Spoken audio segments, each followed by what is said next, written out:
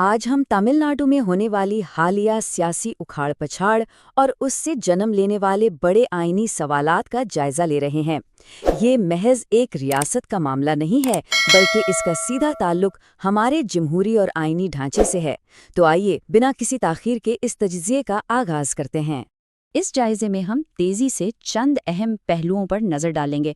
हम तमिलनाडु के मौजूदा सियासी नंबर गेम, गवर्नर्स की आईनी हुदूद, सुप्रीम कोर्ट की मुदाखलतों और सबसे अहम पर्दे के पीछे मौजूद ब्लू इकॉनमी यानी समुद्री मुईशत के उनसर को समझने की कोशिश करेंगे। तो सबसे पहले ज़रा ग्राउंड रियलिटी और नंबर गेम को समझते हैं। आखिर तमिलनाडु में हुकूमत बनाने के लिए नंबरों का क्या हिसाब किताब चल रहा है? फराहम करदा हक़ाइक़ के मुताबिक सी जोसेफ विजय की पार्टी ने 107 नशिस्तें हासिल कीं और इत्तेहादियों की हिमायत मिलने के बाद उन्होंने हुकूमत साजी के लिए दरकार 118 नशिस्तों का जादुई हिंसा बहुत आराम से अबूर कर लिया है। मतलब अक्सरियत बिल्कुल वाज़ेह और सामने है। लेकिन यहीं से कहानी में एक नया मोड़ आता है। इतने वाज़ेह और गैर मुतनाज़ा नंबर्स होने के बावजूद गवर्नर राजेंद्र विश्वनाथ आर्लेकर की तरफ से हुकूमत बनाने की बाकायदा दावत में हैरानकुन ताख़ीर की गई। अक्सरियती पार्टी के लीडर्स को राजभवन के कई चक्कर लगाने पड़े। सवाल ये है कि आखिर ऐसा क्यों हुआ? और ये ताख़ीर हमें एक बहुत ही अहम आईनी बहस की तरफ ले जाती है।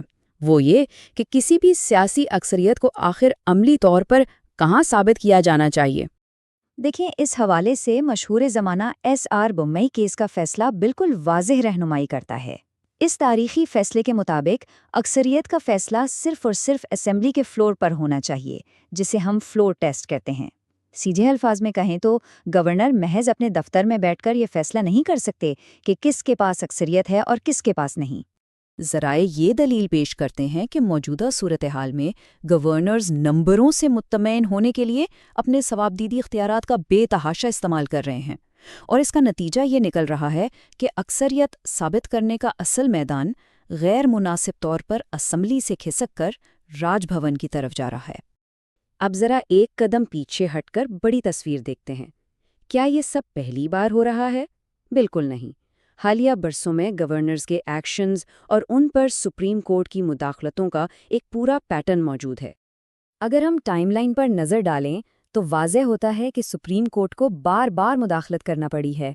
2016 में उत्तराखंड में सदारती राज को ख़त्म करना हो, 2023 में पंजाब के गवर्नर को बिल रोकने पर टोकना हो, या फिर हाल ही में तमिलनाडु के गवर्नर का 10 बिलों को रोकने का अमल गैर कानूनी करार देना हो।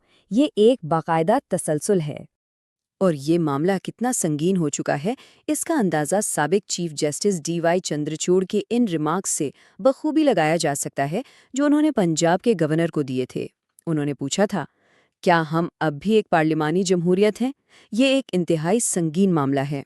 वाकई ये सोचने का मुकाम है।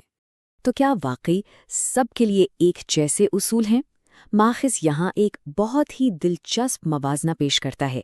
ज़रा तमिलनाडु की इस ताख़ीर को दूसरी रियासतों के माजी के वाक़यात से मिलाकर देखते हैं। माजी में गोवा, कर्नाटक और महाराष्ट्र जैसी रियासतों में क्या हुआ? कई बार ऐसा हुआ कि हुकूमत साजी का अमल इंतहाई तेज़ कर दिया गया, या उन पार्टियों को हुकूमत बनाने की दावत दे दी गई जिनके पास वाज़ेह अक्सरियत थी ही नहीं।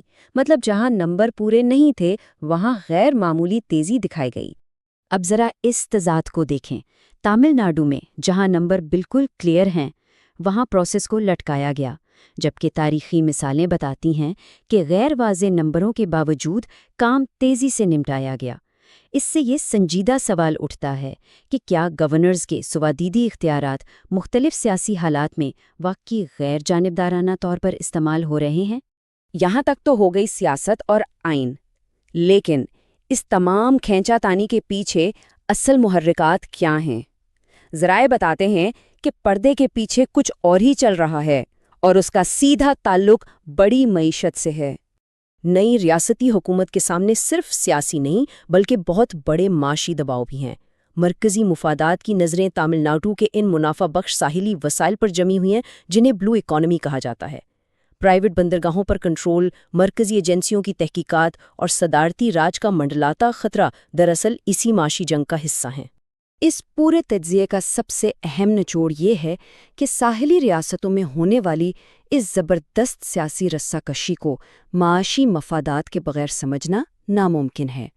بندرگاہوں اور سمندری تجارت کے اربوں کے معاشی مفادات ہی دراصل ان سیاسی فیصلوں کی ڈوریاں ہلا رہے ہیں۔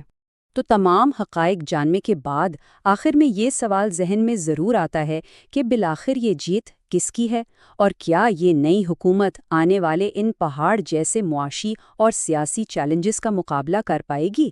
اس سیاسی گیم کی اصلیت کو سمجھنا ہم سب کے جمہوری مستقبل کے لیے بہت اہم ہے۔